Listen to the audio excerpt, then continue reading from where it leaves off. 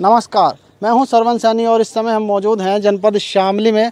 और जनपद शामली में जिस तरह से कोरोना के पॉजिटिव लगातार बढ़ रहे थे, उसी को लेकर जनपद के जिला प्रशासन व स्वास्थ्य विभाग ने इस तरह से काम किया है कि जनपद में लगातार कोरोना से पॉजिटिव जो मरीज़ थे वो ठीक हो रहे हैं और उनकी संख्या घट रही है। और हम अपने इस जनपद के जो सबसे पहला जो पेशेंट था कैराना से यहाँ कोरोना पॉजिटिव आया था और उनका इलाज करने वाले डॉक्टर विजेंद्र के साथ हैं। उन्होंने बड़ी ही शिद्दत से मरीजों का इलाज किया है और आज उनकी जहाँ जनपद में चर्चा हो रही है, प्रशंसा हो रही है, तो वहीं पूरे प्रदेश भर में भी वह चिकित्सा विभाग के हीरो बने हुए हैं। डॉक्टर विजेंद्र के बारे में जरा हम थोड़ी सी बात बताएं तो इन्होंने कोरोना पॉजिटिव का इलाज करते हुए यहाँ तक कि अपनी सैलरी को भी इन्होंने इसी में लगा दिया। इससे सैनिटाइज़र खरीदे हैं, जहाँ पुलिस वालों को बांटे हैं और कई मदद की हैं। इस पूरी कोरोना के बारे में और जो पेशेंट को कैसे ठीक किया है और कितनी क्या हालात इस समय जो है जनपद के हैं, उनसे बातचीत करने के लिए इस समय हमारे साथ जो है डॉक्टर विजेंद्र साथ हैं। उनसे ही बातचीत करेंगे इस कोरोना पर लेकर, क्योंकि कोरोना को लेकर जो है लोगों में दहशत भी बहुत ज़्यादा है और उससे कुछ लोग घबराए हुए भी हैं और कुछ लोग जो है अपनी बीमारी को बताते नहीं है टाइम से और छुपाने का काम कर रहे हैं, जिससे प्रशासन को भी खासी दिक्कत का सामना करना पड़ रहा है। उनसे हम बातचीत करेंगे इस समय किस तरह की पूरी ये बीमारी है और कैसे उन्होंने ठीक किया है। सर, थोड़ा सा जानकारी देकर बताएंगे कि किस तरह की ये बीमारी है और जो पहला पेशेंट हमारा आया था उसके साथ क्या अनुभव आपके रहे उसे ठीक करने के बाद? देखिए, कोरोना एक जो है एक वायरस से जनित बीमारी है जो पूरे दुनिया में फैल चुकी है और दुनिया आज इसका सामना कर रही है। ऐसे ही मेरे देश भारत में भी काफ़ी केस आ चुके हैं आज तक। और ऐसा नहीं कि ये कोई बहुत ही डरने वाली बात है। इसमें केवल सेफ्टी को आपको जो है अपनी सेफ्टी लेकर चलनी है। जैसे जैसे भारत सरकार WHO और के मतलब गाइडलाइन आती है उनके अनुसार चलना है। लॉकडाउन का एक बहुत अच्छी तरह से पालन करना, क्योंकि इसके ट्रांसमिशन रोक कर ही हम इस बीमारी पर विजय पा सकते हैं। यहाँ पहला पेशेंट 24 तारीख को आया था जिसका इलाज मेरे द्वारा किया गया है। मैं इस इलाज में जो मुझे साहस उत्पन्न कराया उसके लिए मैं अपने CMO साहब डॉक्टर संजय भटनागर जी का बहुत बहुत धन्यवाद दूंगा कि वो मुझे हर पल इस कोरोना का इलाज कराने में और मेरे साहस डेवलप कराने में उनका बहुत बड़ा हाथ है। मेरी फैमिली वालों का, मैं ज़िले की जो जिलाधिकारी हैं जसजीत कौर जी, उनका भी मैं धन्यवाद दूंगा कि वो भी समय समय पर फीडबैक लेती रही मरीज का। और इससे लगता था कि हाँ, हमारे साथ प्रशासन और मेरा विभाग पूरी तरह से खड़ा है। और वो लोग मुझे ये भी बताते थे कि तुम्हें कोई इस चीज़ की आवश्यकता है तो हमें तुरंत बताइएगा।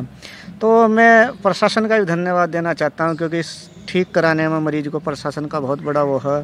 मेरी साहस बांधने में मेरे CMO साहब का, मेरे उच्च अधिकारियों का, डॉक्टर संजय भटनागर जी का बहुत बड़ा हाथ है इस बीमारी से पर मुझ पर पेशेंटों को ठीक कराने के। क्योंकि मेरी योग्यता तो है ही है, योग्यता के साथ साथ मुझे जो साहस बांधा गया उस समय जो घबराहट होती है, डॉक्टर्स घबराते हैं या स्टाफ घबराता है, वो घबराहट मेरे अंदर से निकाला इन लोगों ने। मैंने अपने पेशेंट को बहुत अच्छी तरह से, सबसे पहले मैंने अपने पेशेंट को और अपने स्टाफ को सेफ्टी प्रोफाइल बताया कि क्या क्या सेफ्टी की जाए और कैसे कैसे हम स्ट्रैटेजी अपनाई जाए। तो मैंने एक अपने प्लान बनाया और उस प्लान के तहत में चला। मैंने कोई भी जिम्मेदारी, सारी जिम्मेदारी अपने पर ली और अगर कोई भी डिस्पोज करना था, कोई भी चीज़ को लेना था स्टेप, वो मेरे द्वारा लिया जाता था। मैं उनका लीडर था, मैं ही हर स्टेप को बताता था कि ये स्टेप अब करना है, कब नहीं करना है, तो मैं कैसा सेफ्टी बरतनी। क्योंकि सबसे पहले मैंने अपनी सेफ्टी बरती, मैं अपने स्टाफ की सेफ्टी रखी, ट्रांसमिशन को बाहर जाने से रोका, जितने भी कंटेनमेंट है वो पूरे जो है किया। तो मैंने पूरी तरह से ध्यान रखा कि इन्फेक्शन कहीं यहाँ से बाहर ना चले जाए, यहाँ जो आया है वो जो का तो यहीं रहे और यहाँ से ठीक होकर जाए, वायरल फ्री इन्वायरमेंट रहे। तो मैं उसके लिए जो भी हमें लॉजिस्टिक मिला, जो भी गाइडलाइन थी, PP किट N95, वो अपने स्टाफ को दिया। इसमें मैं डॉक्टर संजय भटनागर जी का बहुत बहुत धन्यवाद दूंगा, क्योंकि उन्होंने हर समय हर लॉजिस्टिक पूरा किया। चाहे वो उन्होंने किसी भी स्तर से पूरा किया, उन्होंने हर समय हर विभाग के हर कर्मचारी को लॉजिस्टिक दिया। हमारा जो पहला पेशेंट था वो 24 तारीख को आया। मैंने सबसे पहले अपने उसके लिए स्ट्रैटेजी तैयार की कि कैसे सेफ्टी किया जाएगा। हम लोग 5-7 लोगों की टीम थी, मैंने पूरी टीम को गाइड किया कि आप जो इस तरह की सेफ्टी करते हैं, कोई भी स्टेप लेने से पहले अंदर कोविड पॉजिटिव पेशेंट के पास जाने से पहले आप सबसे पहले मुझसे संपर्क करेंगे। मैं अवेलेबल नहीं हूँ तो मुझे फ़ोन पर संपर्क करेंगे। फिर मैंने जो है पेशेंट को सेफ्टी के प्रोफाइल बताया कि आपको क्या क्या चीज़ सेफ्टी के लिए बरतनी ताकि आप दूसरों को इन्फेक्शन ना दें।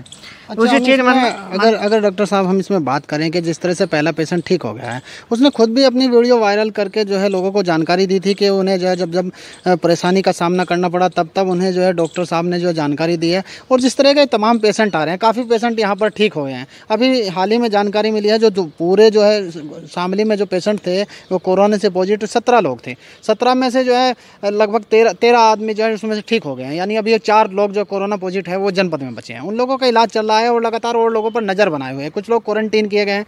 तो जिस तरह से ये लोगों तक जो एक बीमारी का जो मैसेज चला गया था, जिससे लोग दहशत में चले गए थे कि ये ऐसी बीमारी है जिससे लोग जो है मरने की कगार पर हैं। तो जितनी ये खतरनाक बीमारी है छुआछूत, और उतना ही जो है आसानी से जनपद शामली उसका इलाज भी कर रहा है प्रिकॉशन लेते हुए। तो मतलब मैं चाहता हूँ कि लोगों को उसके बारे में अवेयर किया जाए, किस तरह की सावधानी लोग बरतें। और जो लोग कहीं से आए हैं, अन्यथा जमात से चाहे वो आए हो चाहे बाहर से रहने वाले, जो प्रशासन के गाइडलाइन है कोरोना को लेकर, उसमें वो छुपाने का जो काम कर रहे हैं वो आखिर ना छुपाएं और वो सामने आए, ताकि आप उन्हें थोड़ी जानकारी दें। देखिए, मेरा पहला पेशेंट दुबई से आया था। जैसे ही वो आया मैंने उसको स्ट्रेस फ्री इन्वायरमेंट देने की कोशिश की। तो पेशेंट को हमें एक तो बोझ नहीं समझना, ठीक है, कि वो हमारे बोझ है। जो ईश्वर ने चुनौती दी है उसको हमें स्वीकार करना और उस पर खरा उतरना है।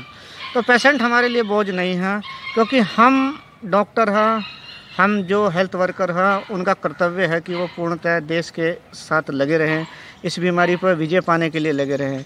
दूसरी चीज़ यह है कि मैं आग्रह करूँगा उन सब जो है लोगों से, चाहे वो जमात के हैं, चाहे वो किसी अन्य विदेश से आए हैं, चाहे वो कॉन्टैक्ट में रहे हैं उसके परिवार के हैं, तो वो इसको छुपाए ना, क्योंकि जितना वो छुपाएंगे, एक आइसबर्ग फिनोमेना होता है मेडिकल साइंस में। आइसबर्ग फिनोमेना ये कहता है कि बीमारी जितनी ऊपर होती है उतनी उससे ज़्यादा नीचे होती है। तो अगर वो सर्विलेंस हो जाएगा, जैसा डिस्ट्रिक्ट शामली का जो सर्विलेंस है बहुत बढ़िया। मैं मानता हूं कि एक न्यूज़ चैनल ने मेरे से पूछा कि उसने कहा कि मुझे उसने ही बताया कि आप नंबर 1 पर चल रहे हैं भारत के अंदर, और आपके जो रिपोर्टिंग आपके सीएमओ साहब के द्वारा दी गई मतलब ये जो किया गया सर्वे और आपकी लैब की रिपोर्टिंग और आपका ट्रीटमेंट का तरीका वो बहुत ही अच्छा बताया जा रहा है। WHO ने मेरे से मांगा भी है, यूनिसेफ ने मेरे से मेरी स्ट्रैटेजी मांगी है, मैंने दे दी यूनिसेफ को भी और WHO को भी दे दी मैंने, कि मैंने क्या क्या अपनाया, क्या क्या करी है। और मेरा पहला पॉजिटिव पेशेंट मेरे ख्याल से उत्तर प्रदेश में पहले तो हो सकता है, तो वो ठीक होकर गया। तो मेरे पे काफ़ी यूनिसेफ के फ़ोन आए, WHO के आए, भिन्न चैनलों से आए, तो मैंने उन्हें बताया कि मैंने कैसे किया है।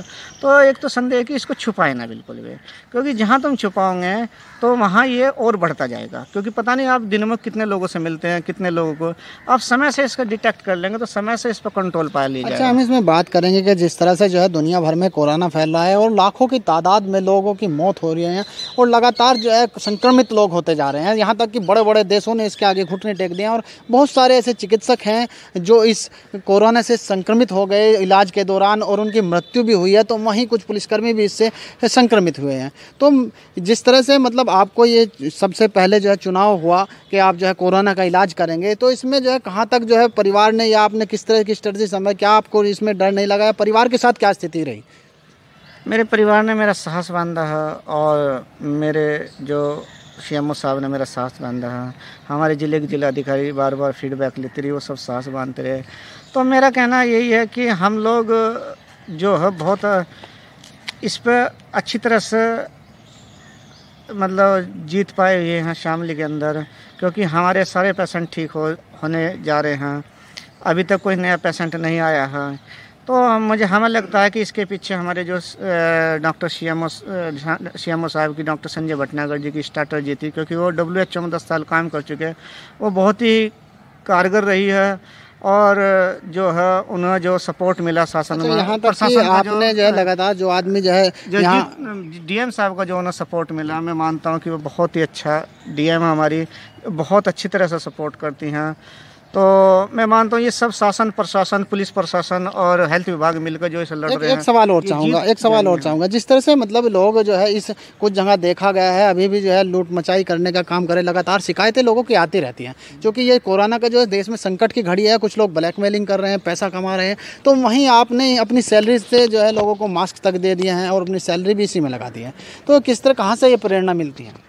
देखो, मेरे पिताजी से मुझे प्रेरणा मिली, वो पहले से ही एक इस तरह के दयावान व्यक्ति रहे हैं, और ऐसी संकट की घड़ी में जो हम लोगों को जितना हो सके अपनी सामर्थ्य के हिसाब से, सब अपने से छोटा बड़ा तो कोई नहीं होता इस दुनिया में, अपने जितने भी अपने से ऐसा लगता हो कि हाँ यहाँ की ये ज़रूरतमंद है, तो ऐसे ज़रूरतमंद को अपनी जो है कुछ हिस्सा दे देना चाहिए। ये पुण्य है, जरूरतमंदों की जो है इलाज लगातार जो है मदद हमें लोगों को करनी चाहिए। हाँ, यहीं एक बात और निकल कर आती है सामने, जिस तरह से मतलब लोगों को ये असमंजस बना हुआ है कि इस संकट की घड़ी में कुछ लोग जो स्वस्थ हैं अपने घरों पर हैं, तो क्या उसमें इम्यूनिटी पावर बढ़ाने के लिए तो छोटी छोटी चीज़ गाइडलाइन जो है स्वास्थ्य विभाग ने भी जो है जारी की है, आयुष मंत्रालय ने जारी किया है, तो छोटा कोई चीज़ जो ध्यान रखे आम आदमी जिसमें ध्यान रखे, उसे जो है सजगता आ जाए, तो कुछ 2-3 बातें ज़रा बताओ। देखिए, ऐसा है कि ये सेल्फ लिमिटिंग डिसऑर्डर है।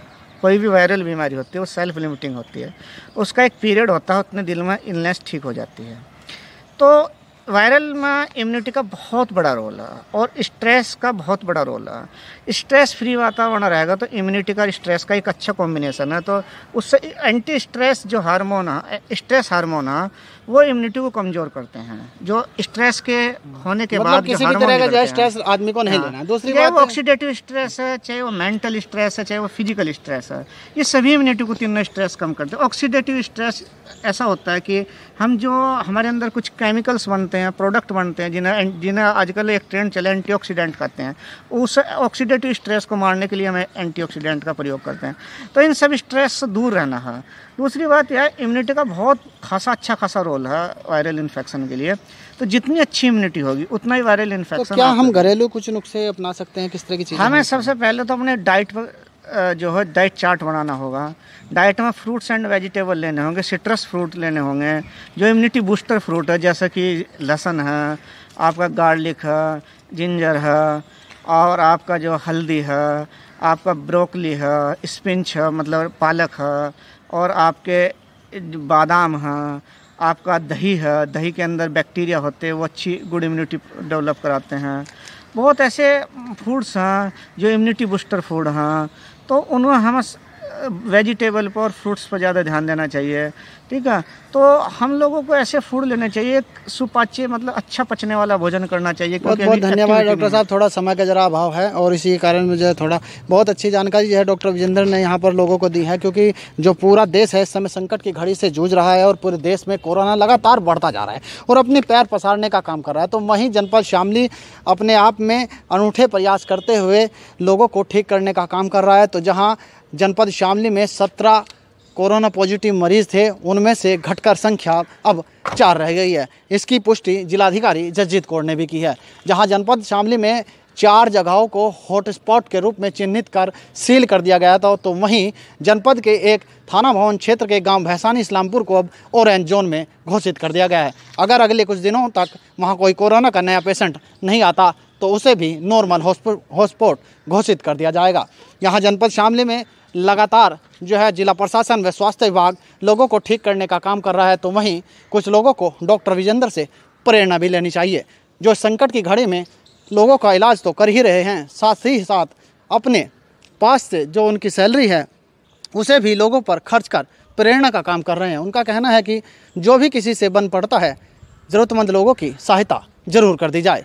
कैमरामैन दीपांशु के साथ सरवन सैनी की रिपोर्ट।